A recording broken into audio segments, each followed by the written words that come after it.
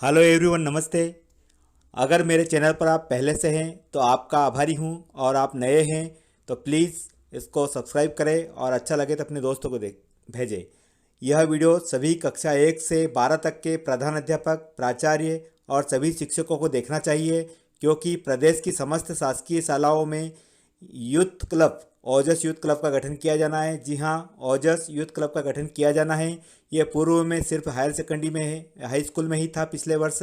इस वर्ष कक्षा 1 से 12 तक के सभी स्कूलों में इसका गठन किया जाना है। इसके अंतर्गत मैं इस पूरे वीडियो में बताने वाला हूँ ओजस यूथ क्लब के उद्देश्य और उसके आयोजन के चरणबद्ध योजना, और उसकी गतिविधियाँ कौन कौन सी होगी, उसकी मॉनिटरिंग कैसे होगी, और इसमें शासन कितना बजट देगी, और विद्यार्थियों के अनुसार कौन कौन से क्लब का गठन किया जा सकता है। यह सारी जानकारी मैं देने वाला हूँ। इसलिए दोस्तों, वीडियो को पूरा ध्यान से देखें, गौर से देखें, क्योंकि आपके विद्यालय के विकास के लिए यह वीडियो है और यह योजना है। इसलिए आप पूरी तरह इसमें अपनी सहभागिता बताएं और निश्चित रूप से आप देखें। आइए देखते हैं पूरी योजना क्या है।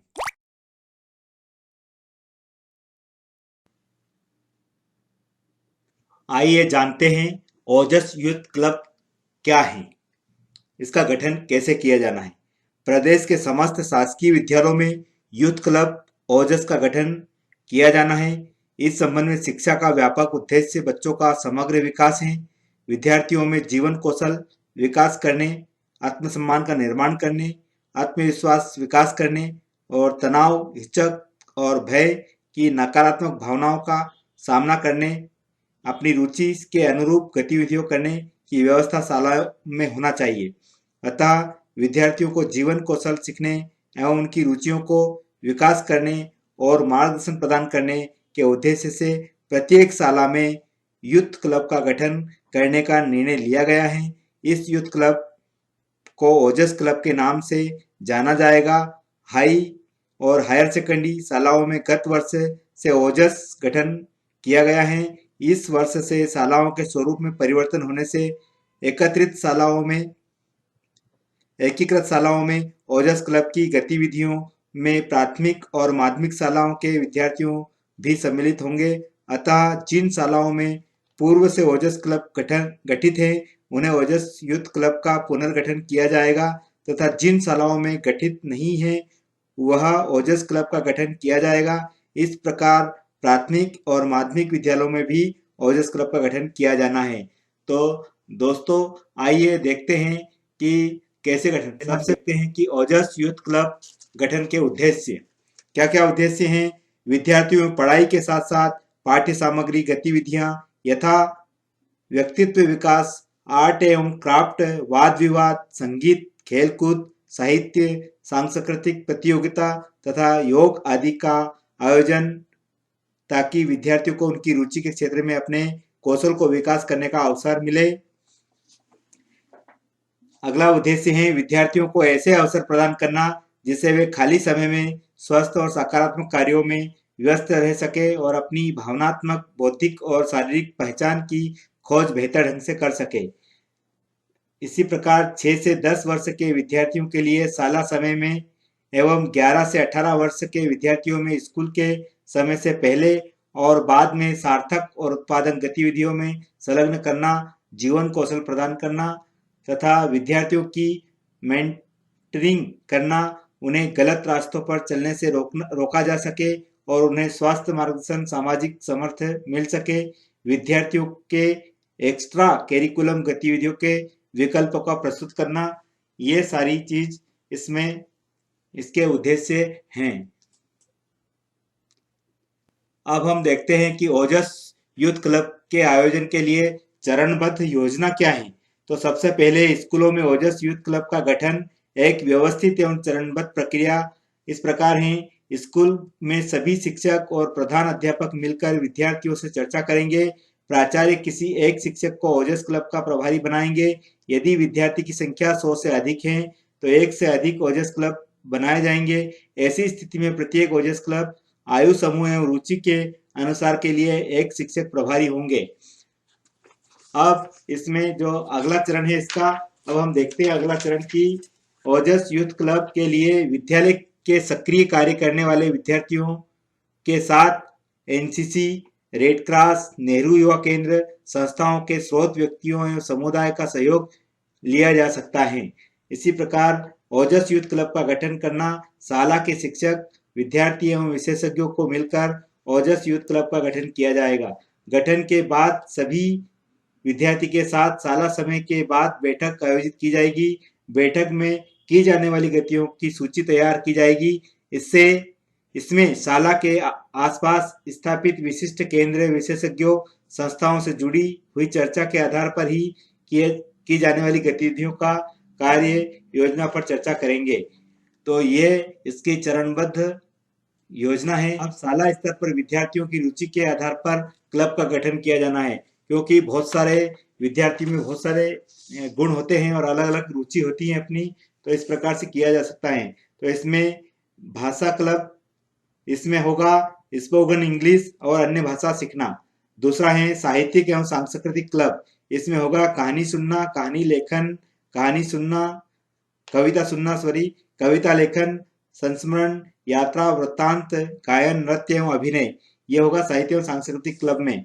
इसके बाद तीसरा क्लब हो सकता है चित्रकला एवं लोक कला क्लब। इसमें विभिन्न रंग और रंगों का आयोजन, आकृतियों का आयोजन, प्रतियोगिता आयोजन करना और मिट्टी के बर्तन, खिलौने बनवाना और रंग करवाना, गमले में विभिन्न आकृतियां, मॉडल बनाना। क्राफ्ट अंतर्गत ड्राइंग, कागज को मोड़कर चिड़िया आदि बनाने की कला, पेंटिंग, मुखौटे, लिफाफे आदि बनाने इस वाले क्लब के अंतर्गत आएंगे। इसके बाद अगला है चौथा पर्यावरण क्लब या विज्ञान क्लब कह सकते हैं इसको। इसमें पर्यावरण की पहलुओं पर संगोष्ठी, क्विज, वाद विवाद, चित्रकला, घर विद्यालय में पानी को रोको अभियान, जल का पुनः उपयोग, कागज और कचरे का पुनर्उपयोग, बगीचा, शाला एवं घर के अंदर एवं बाहरी परिसर का रख रखाव और पालतू पशु पक्षी पौधे को व्यवहार रख रखाव आधारित इस क्लब में गतिविधि होगी। इसमें खाली पड़ी जमीन पर बगीचा बनाना, औषधि उद्यान, खेती करना आदि प्रकार के इस क्लब की गतिविधि हो सकती है। साथ ही दोस्तों इसमें जो पांचवा क्लब है वो आसपास की खोज। इसमें स्थानीय ऐतिहासिक पुरातात्विक स्थलों का भ्रमण करना एवं उससे संबंधित महत्वपूर्ण तथ्यों का संकलन करना, आसपास के जल स्रोतों के तथ्यात्मक जानकारी बुजुर्गों से चर्चा कर प्राप्त करना, गूगल मैप की खोजना एवं संकलन तैयार करना। इस प्रकार से इसमें आसपास की खोज में किया जा सकता है। इसके बाद छठा है खेल, स्वास्थ्य और योग। इसमें प्रार्थना सभा उपरांत प्रतिदिन शारीरिक व्यायाम, सरल एवं आयु उपयोग के प्राणायाम, स्थानीय खेल, पोषण एवं स्वास्थ्य, संतुलित आहार इसमें की जा सकती हैं। इसके साथ ही दोस्तों स्टीम प्रोजेक्ट क्लब, ये स्टीम प्रोजेक्ट क्लब में चयनित 1500 विद्यालय की स्टीम प्रोजेक्ट क्लब का गठन किया जा सकेगा। समस्या का समाधान करना, कुछ सोचने की क्षमता का विकास करना, स्टीम अनुसंधान एवं व्यवहारिक ज्ञान को जोड़ते हुए महत्वपूर्ण कौशलों को सीखने की मदद इस क्लब के माध्यम से मिलेगी।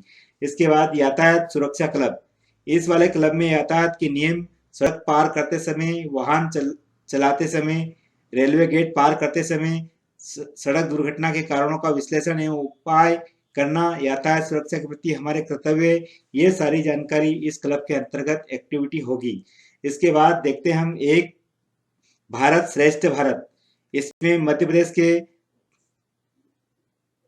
पार्टनर राज्य मणिपुर एवं नागालैंड राज्य की ऐतिहासिक, सांस्कृतिक, लोक कला एवं वेशभूषा आदि की जानकारी संग्रहित करना एवं गतिविधियों का आयोजन करना है। पार्टनर राज्य की भाषा बोलना, पढ़ना, लिखना ये इसमें शामिल किया जा सकता है। तो विद्यालय अपनी रुचि के अनुसार कोई बना सकते हैं। इसके बाद हम देखते हैं कि इसमें कौन कौन सी गतिविधि की जा सकती है ओजस यूथ क्लब के अंतर्गत। तो इसमें दोस्तों सामान्य गतिविधि सप्ताह में प्रत्येक शनिवार को आयोजित की जाएगी। आवश्यकता अनुसार विद्यार्थियों की सहमति से रविवार एवं अवकाश के दिवस में भी आयोजन की जा सकती हैं। गतिविधियों का आयोजन विद्यालय समय के बाद अथवा विद्यालय समय के पूर्व भी किया जा सकता है। इस पर निर्णय विद्यार्थी की सहमति से लिया जा सकता है। प्रभारी शिक्षक शाला के आसपास स्थापित अच्छी संस्थाओं के विशेषज्ञों से संपर्क कर विभिन्न जयंतियों और महापुरुषों की वर्षगांठ मनाने के दिवस के समय एवं शनिवार के दिन विद्यार्थियों को मार्गदर्शन के लिए आमंत्रित करेंगे एवं कुछ एक्स्ट्रा करिकुलम एक्टिविटी, संगीत, चित्रकला, खेल, स्थापित लोकगीत आदि भी सिखाया जा सकता है। तो ये इसमें गतिविधि की जाएगी। साथ ही हम देखते हैं दोस्तों कि ओजस क्लब की गतिविधि की मॉनिटरिंग भी होगी। जी हाँ, इसमें मॉनिटरिंग जरूर होगा क्योंकि शासन इसमें फंड खर्च कर रही है। इसमें यूथ एवं इक्को क्लब की संबंधित गतिविधियां निरंतर संचालित हो, इस हेतु सप्ताह में प्रत्येक शनिवार अथवा शाला प्रधान से समय प्राप्त कर विकासखंड एवं जिला के पदस्थ समस्त अकादमिक स्टाफ अनिवार्य किसी न किसी एक शाला में उपस्थित होकर यूथ एवं इक्को क्लब से संबंधित गतिविधियों के संचालन देखेंगे और सहयोग प्रदान करेंगे। तो मॉनिटरिंग होगी जिला और विकासखंड स्तर से। देखते हैं दोस्तों कि इसमें बजट की भी व्यवस्था की गई है। बजट स्टीम आधारित प्रोजेक्ट गतिविधि के लिए आवश्यक सामग्री करने से संबंधित ओजस यूथ एवं इको क्लब के आवंटन का प्रयोग किया जाएगा। इसमें ओजस यूथ क्लब के लिए 5,000 रुपये प्रति एलिमेंट्री स्कूल एवं 25,000 रुपये की राशि प्रति हायर सेकेंडरी स्कूल के लिए आवंटित की गई है। आवंटन राशि का व्यय हेतु भंडारण क्रय नियम के अनुसार का पालन करते हुए कर सकते हैं। तो ये सभी उसमें बजट का प्रावधान है।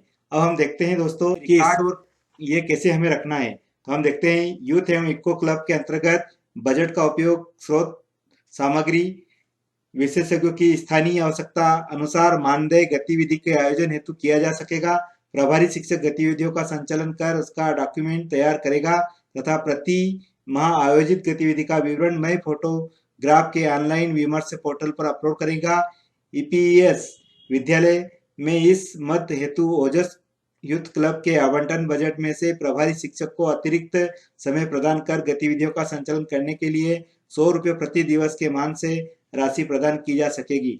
तो उसका रिकॉर्ड भी रखना है, एक फाइल तैयार करना है और वो फाइल हमें तैयार करके स्कूल के रिकॉर्ड में रखना है और आवश्यकता अनुसार उसको विमर्श पोर्टल पर भी हमें अपडेट करना है। तो नमस्कार, वीडियो देखने के लिए बहुत बहुत धन्यवाद और फिर पुनः आपसे वापस मिलेंगे। तब तक के लिए